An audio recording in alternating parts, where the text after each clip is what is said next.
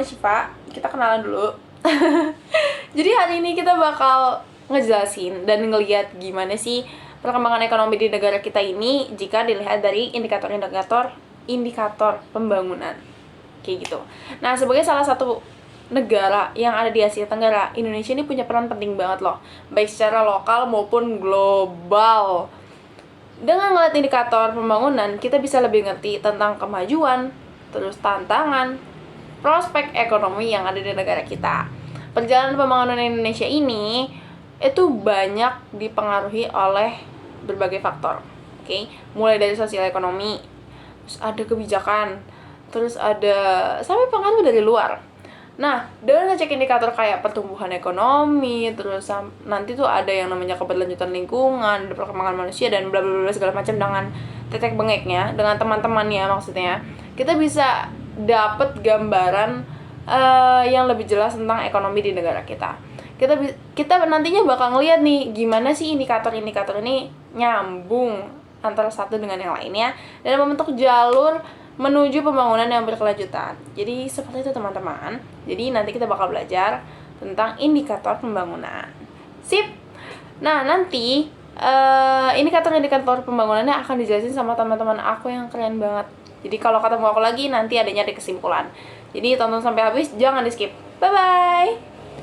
Perkenalkan, nama saya Delviano Ardi Saputra dengan NIM 4312300138, ingin mempresentasikan tentang materi pendapatan nasional atau PDB dan pertumbuhan ekonomi.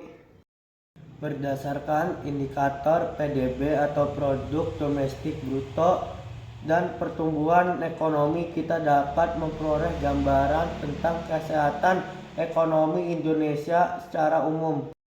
Jika PDB tumbuh stabil atau meningkat dan pertumbuhan ekonomi berada pada tingkat yang sehat, itu menandakan bahwa ekonomi Indonesia sedang dalam kondisi yang baik.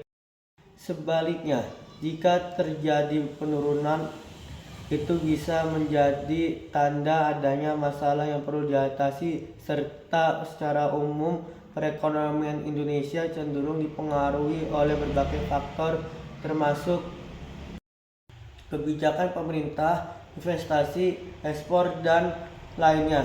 Berdasarkan data terbaru, perekonomian Indonesia saat ini menunjukkan perkembangan yang positif jika dilihat dari produk domestik bruto atau PDB.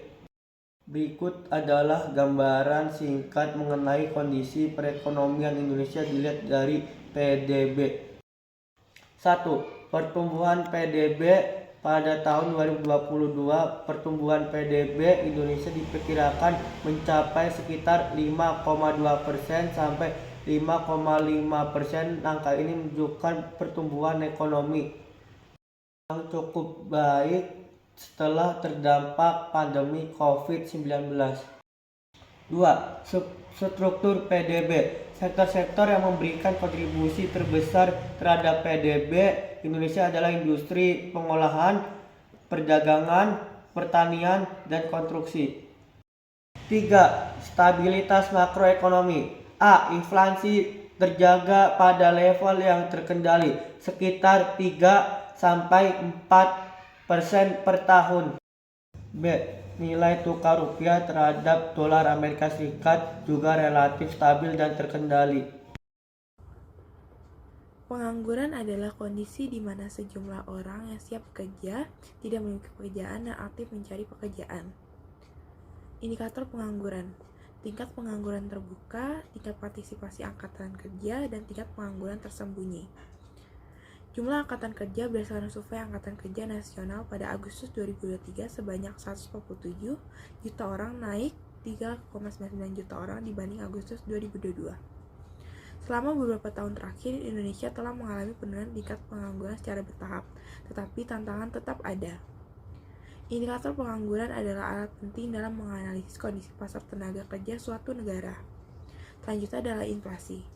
Inflasi adalah kenaikan umum harga barang dan jasa secara terus-menerus yang mengakibatkan berkurangnya daya beli uang. Tingkat inflasi month-to-month Februari 2024 sebesar 0,37% dan tingkat inflasi year-to-date sebesar 0,41%. Penyebab inflasi adalah permintaan yang tinggi, biaya produksi, kebijakan moneter. Indeks harga konsumen adalah ukuran yang digunakan untuk memantau tingkat inflasi. Tingkat inflasi di Indonesia diukur secara tahunan dan dapat bervariasi dari waktu ke waktu. Dampak inflasi, menurunnya daya beli, ketidakpastian ekonomi, dan efek pada pengangguran. Sehingga inflasi adalah fenomena ekonomi yang kompleks dan dapat memiliki dampak yang signifikan pada kondisi ekonomi suatu negara. Kemiskinan adalah kondisi di mana seseorang atau kelompok tidak memiliki cukup aset atau sumber daya untuk memenuhi kebutuhan dasar seperti pangan, perumahan, pendidikan, dan kesehatan. Jumlah penduduk miskin pada Maret 2023 sebesar 2590 juta, menurun 0,4 juta orang terhadap September 2022. Indikator kemiskinan adalah garis kemiskinan absolut, garis kemiskinan relatif. Penyebab kemiskinan adalah kurangnya kesempatan kerja, kurangnya akses pendidikan dan kesehatan, dan ketimpangan ekonomi. Tingkat kemiskinan Indonesia. Meskipun Indonesia telah mengalami penurunan tingkat kemiskinan selama beberapa tahun terakhir, tantangan masih ada terutama di daerah-daerah pedesaan dan perkotaan yang rentan terhadap kemiskinan.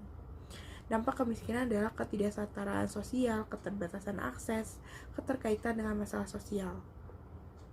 Pemerintah dan berbagai lembaga telah melakukan berbagai program dan kebijakan untuk mengatasi kemiskinan, termasuk program bantuan sosial. Saya Kiranjula Kusvinanda yang akan melanjutkan pemaparan tentang perekonomian Indonesia dengan indikator-indikator pembangunan. Bagian indikator keseimbangan lingkungan dan ekonomi sosial. Pertama, keseimbangan lingkungan. Pengertian keseimbangan lingkungan dalam indikator pembangunan berkelanjutan dapat diartikan sebagai keadaan lingkungan hidup yang seimbang dan stabil, di mana kehidupan biotik dan lingkungan hidup berada dalam kondisi yang seimbang dan harmonis. Jika dilihat dari indikator keseimbangan lingkungan, Indonesia masih menghadapi beberapa tantangan dalam menjaga kelestarian lingkungannya. Pertama, dalam pengelolaan sumber daya alam. Meskipun terjadi penurunan deforestasi dalam beberapa tahun terakhir, Indonesia masih menghadapi tantangan dalam menjaga kelestarian hutan. Laju deforestasi masih cukup tinggi, terutama di kawasan hutan tropis. Yang kedua, dalam pengendalian pencemarannya. Emisi gas rumah kaca, sektor energi, transportasi, dan industri menyumbang sebagian besar emisi di Indonesia. Yang ketiga, dalam pengelolaan sampah. Masih terdapat tantangan dalam pengelolaan sampah yang memadai, terutama di daerah perkotaan. Pemerintah sendiri telah mengeluarkan berbagai kebijakan dan regulasi untuk mendorong pembangunan yang lebih ramah lingkungan, seperti pengembangan energi terbarukan, pengelolaan sampah, dan perlindungan hutan. Namun implementasinya masih membutuhkan peningkatan untuk mencapai keseimbangan yang lebih baik lagi. Lalu, indikator yang kedua, ekonomi sosial. Pengertian ekonomi sosial dalam indikator pembangunan adalah suatu konsep yang mempertimbangkan aspek ekonomi dan sosial dalam proses pembangunan. Indikator ekonomi sosial ini mencakup variabel seperti pertumbuhan ekonomi, tingkat kemiskinan, indeks pembangunan manusia, dan akses layanan dasar yang menunjukkan kualitas hidup masyarakat dan kemampuan mereka untuk memenuhi kebutuhan dasar. Yang pertama, pertumbuhan ekonomi. Pertumbuhan ekonomi Indonesia pada tahun 2022 diperkirakan mencapai sekitar 5,2%, menunjukkan pemulihan ekonomi pasca pandemi COVID-19. Lalu yang kedua, tingkat kemiskinan. Angka kemiskinan di Indonesia pada tahun 2022 tercatat sekitar 9,8% dari total populasi. Lalu yang ketiga, indeks pembangunan manusia atau IPM. Nilai IPM Indonesia pada tahun 2021 mencapai 72,29, menunjukkan peningkatan kualitas hidup masyarakat. Lalu yang keempat, akses layanan dasar. Cakupan layanan kesehatan dan pendidikan dasar di Indonesia terus mengalami peningkatan. Namun masih terdapat disparitas antara wilayah perkotaan dan pedesaannya. Secara keseluruhan, perekonomian Indonesia saat ini menunjukkan tren positif dalam indikator pembangunan ekonomi sosial, namun masih memerlukan upaya yang lebih intensif untuk mengatasi tantangan-tantangan yang ada. Assalamualaikum, saya Febrian. Saya akan membahas materi indikator kesehatan, pendidikan, dan kesehatan. Baik, langsung saja ke inti pembahasan. Yang pertama, keadaan indikator kesehatan di Indonesia memiliki beberapa tantangan dan isu yang perlu diperhatikan. Berikut adalah beberapa aspek yang terkait dengan keadaan kesehatan masyarakat Indonesia. Faktor sistem pelayanan kesehatan. Cakupan pelayanan kesehatan belum menyeluruh dan upaya pelayanan kesehatan sebagian masih berorientasi pada upaya kuratif. Sarana dan prasarana belum dapat menunjang pelayanan kesehatan yang optimal. Identifikasi indikator kesehatan. Dalam analisis faktor, beberapa indikator kesehatan yang signifikan dikenali seperti persentase penduduk yang mengalami keluhan kesehatan sebulan yang lalu, serta beberapa variabel lainnya. Selanjutnya ada indikator pendidikan di Indonesia memiliki beberapa tantangan dan isu yang perlu diperhatikan. Berikut adalah salah satu aspek yang terkait dengan keadaan kualitas pendidikan di Indonesia. Yang pertama, akses pendidikan. Akses pendidikan di Indonesia masih terbatas terutama di daerah pedesaan, dengan angka putus sekolah yang lebih tinggi dibandingkan di perkotaan. Hal ini disebabkan oleh beberapa faktor seperti kemiskinan, kesulitan akses fasilitas pendidikan, dan prioritas ekonomi keluarga yang lebih tinggi dibandingkan melanjutkan pendidikan.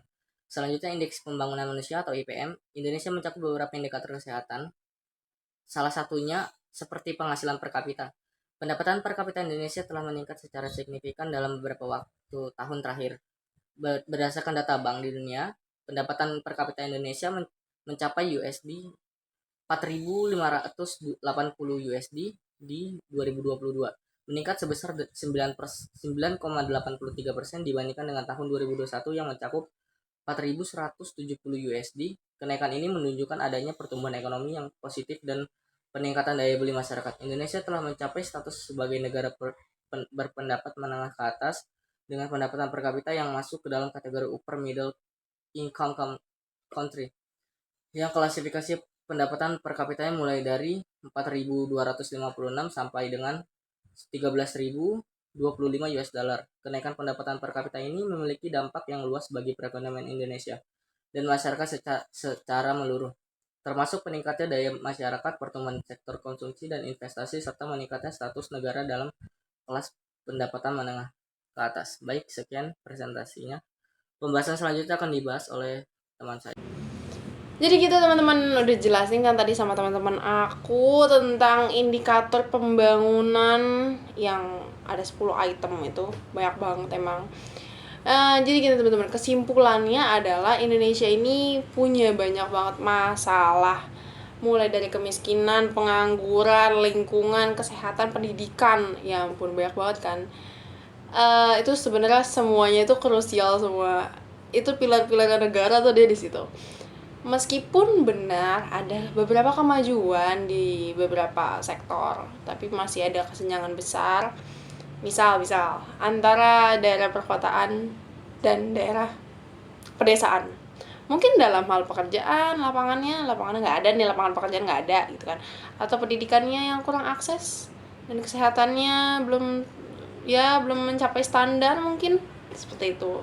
Nah, untuk mengatasi masalah-masalah kayak gini perlu adanya kerjasama dari pemerintah, dari pihak swasta, dan dari masyarakat itu sendiri. Nah, langkah-langkah kayak gini itu bisa loh untuk memperbaiki infrastruktur, memberikan bantuan sosial, meningkatkan akses pendidikan dan kesehatan di daerah-daerah terpencil yang kurang tersorot gitu, serta menerapkan hukum yang ketat ya untuk melindungi lingkungan. Itu bisa juga loh membantu mencapai pembangunan yang lebih baik untuk semua orang, seperti itu. Jadi intinya adalah indikator pembangunan ini tuh sebagai parameter buat ngelihat gimana sih ekonomi negara kita tuh gitu, keadaannya tuh baik ataupun buruk, seperti itu teman-teman. Jadi itu penjelasan dari kelompok 6 yang sudah disampaikan. Mohon maaf sebesar-besarnya kalau banyak salah, pasti banyak salah sih pasti banyak salah dan banyak kekurangannya dari presentasi kelompok kami. Dan terima kasih. Wassalamualaikum warahmatullahi wabarakatuh. Sampai jumpa.